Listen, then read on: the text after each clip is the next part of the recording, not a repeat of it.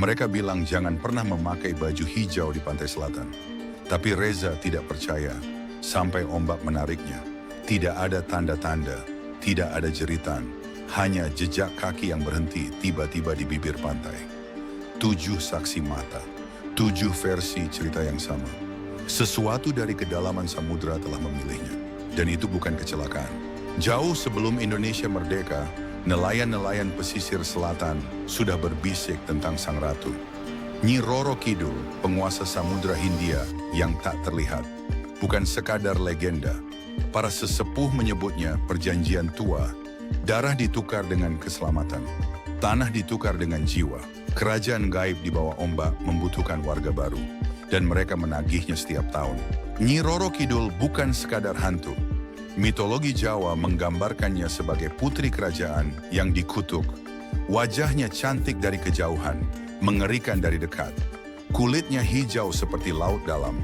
Rambutnya mengalir arus bawah laut. Ia tidak membunuh, ia mengundang. Dan mereka yang menerima undangannya tidak pernah benar-benar kembali. Hanya raganya saja yang pulang. 1972 Parangtritis. Sekelompok mahasiswa berlibur, 3 pulang, 1 tidak.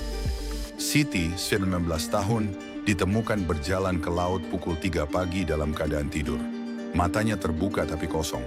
Ia berbicara dalam bahasa yang tidak dikenal siapapun. Ketika teman-temannya menahan, kulitnya terasa dingin seperti batu karang. Keesokan paginya, ia tersenyum dan berkata, "Aku sudah dipanggil, aku harus pergi." Para dukun pesisir menyebutnya dipilih. Korban tidak pernah dipilih secara acak. Ada tandanya, 3 malam berturut-turut bermimpi berjalan di bawah laut. Mendengar gamelan tanpa sumber. Mencium aroma melati di tempat yang seharusnya berbau garam. Ketika tanda-tanda itu datang, keluarga menangis bukan karena sedih. Mereka menangis karena tahu, tidak ada dukun manapun yang bisa mengembalikannya. Yang paling mengerikan bukan mereka yang hilang. Yang paling mengerikan adalah mereka yang kembali. Nelayan bernama Darmo ditemukan 3 hari setelah dinyatakan tenggelam. Tubuhnya kering, matanya biru kehijauan, tidak ingat apapun. Tapi setiap tengah malam ia berdiri di depan pintu rumahnya sendiri, mengetuk dari luar. Istrinya bilang, suaranya sama tapi matanya bukan matanya Darmo. Pemerintah pernah mencoba menutup akses ke pantai Parangkusumo setelah 5 korban dalam 1 bulan. Mereka pasang pagar, pasang tanda larangan. Tapi setiap pagi pagar itu ditemukan roboh dari dalam, seolah sesuatu mendorong dari sisi pantai.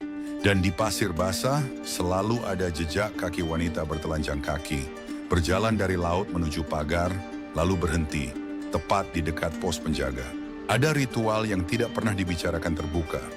Tumbal, bukan cerita, bukan simbol, nyata. Para penguasa tertentu sepanjang sejarah Jawa diyakini membuat perjanjian dengan Nyi Roro Kidul.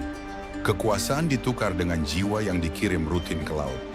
Nama-namanya tidak akan kami sebut, tapi dukun-dukun tua di Gunung Kidul masih ingat, masih menghitung, masih diam ketika namanya disebut.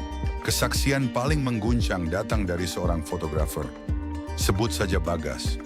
Ia memotret sunset di Pantai Baron.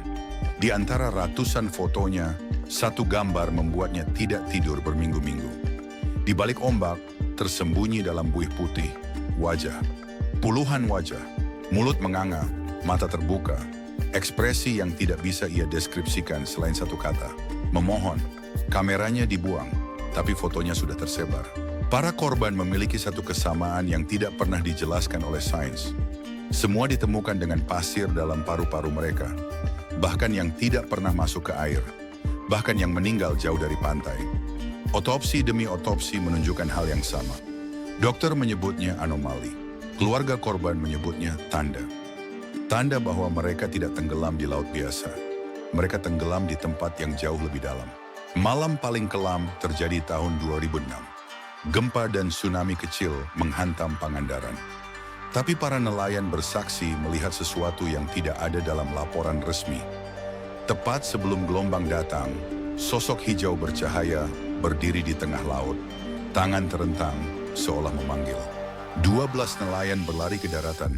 3 yang tidak percaya ikut berlari. Ketiganya tidak pernah ditemukan. Laut selatan masih lapar. Setiap tahun, jiwa-jiwa baru hilang di pantainya, dan tidak semua bisa dijelaskan. Nyi Roro Kidul tidak butuh kamu percaya, ia hanya perlu kamu datang. Pernahkah kamu merasa ditarik oleh sesuatu yang tidak terlihat di tepi pantai? Legenda mana yang paling membuatmu tidak bisa tidur? Kalau kamu berani, like video ini, subscribe, dan pencet lonceng. Kalau kamu berani mendengar kisah yang seharusnya tidak pernah diceritakan.